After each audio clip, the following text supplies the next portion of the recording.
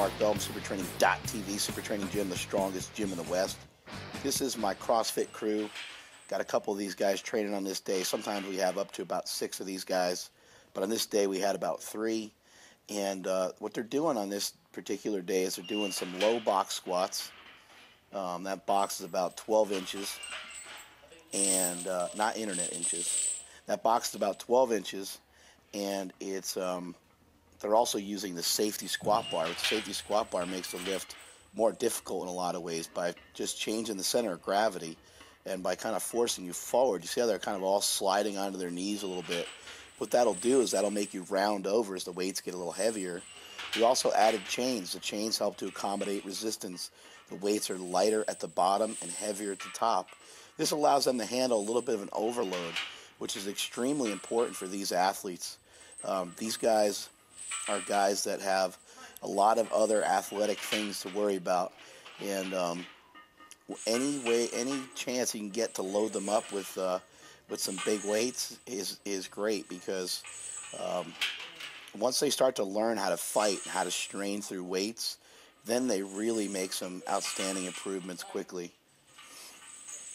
It's one thing to be fast and explosive, but these guys already are pretty fast and explosive. It's a matter of just getting them stronger so they can become faster and more explosive with heavier weights. And so on most of these days, I have them doing a kind of a mixture of some dynamic effort and some max effort work. A typical day, I usually have them do a Thompson squat cycle, which is 5 sets of 2, followed by about 3 singles. We start with about 60% or so, and every set after set number 1, we add about 20 pounds of bar weight, or we add some chains. There's Travis Cassidy with a good set there.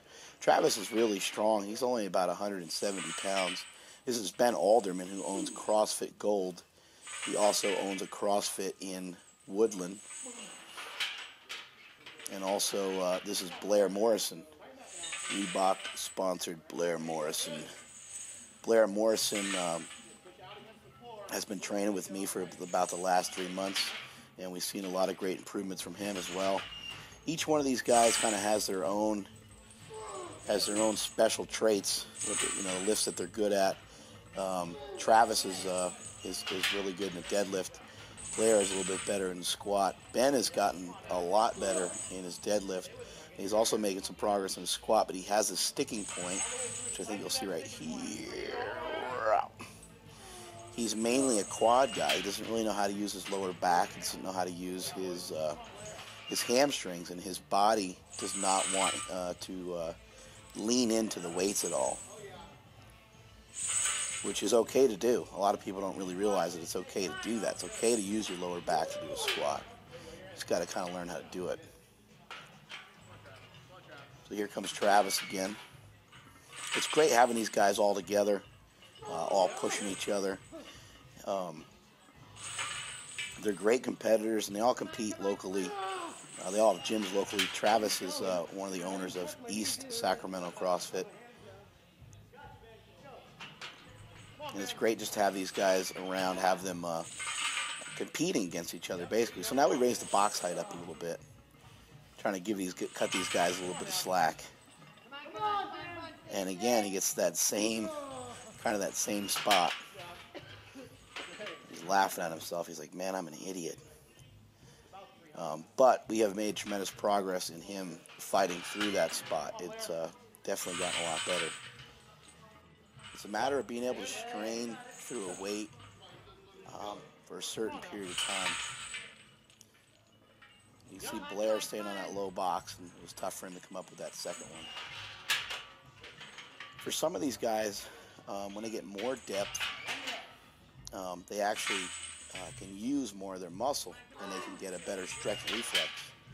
So certain points on the box aren't always good. Raising the box up works for most to a certain extent. But you can raise it to a point where see how he forced his knees out there to finish that lift off. These guys are all interesting cases. Each guy needs to develop more hamstrings and more ass. Well, maybe not so much Travis. He's got a nice ass. But each guy could definitely use more hip and glute power, more hamstring. Blair has a tendency to kind of leave his knees soft as he comes up to the top of his deadlifts. He really needs to work on kind of flexing that quad and flexing the butt at the same time, so he's completely straight up and down. Ben has extremely tight hamstrings. Ben is kind of sitting out and chilling on this day because he has a competition on the weekend. I think he's doing the Orange County Throwdown. And speaking of the Orange County area, it's close enough to that area. Jesse Burdick and myself will be down there doing a seminar February 24th, I believe, whatever that Sunday is. I think it's the 24th. We will be at Oceanside CrossFit. You can check that out on howmuchyoubench.net is the website. We're doing a seminar down there. It's a one-day seminar. And if you type in the code SUPER, you get $50 off if you sign up early. So if you're in that area and you want to check it out, you want to get stronger, you want to learn how to get stronger, and improve your CrossFit times at the same time, then come see us, come play with us, come hang out. Now we're starting to load the weight up a little bit. I like to have these guys do some repetition work.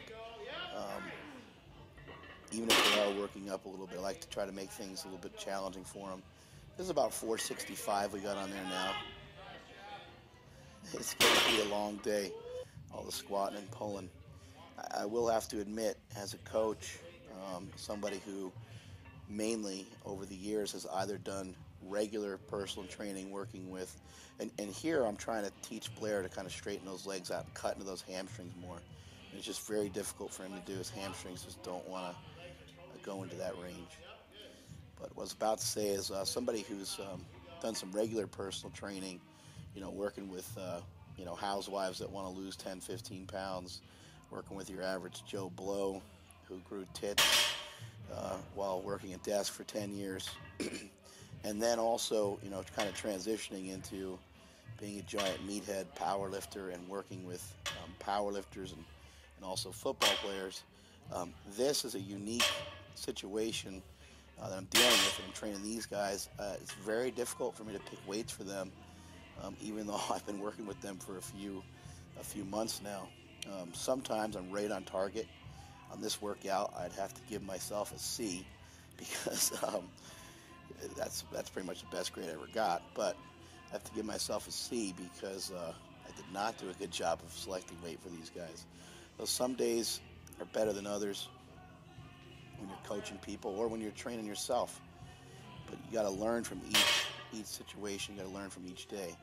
But on this day, I did want to take them up heavy, so they ended up missing a little bit more weights than normal. But in typical workout, there's no missed weights by anybody.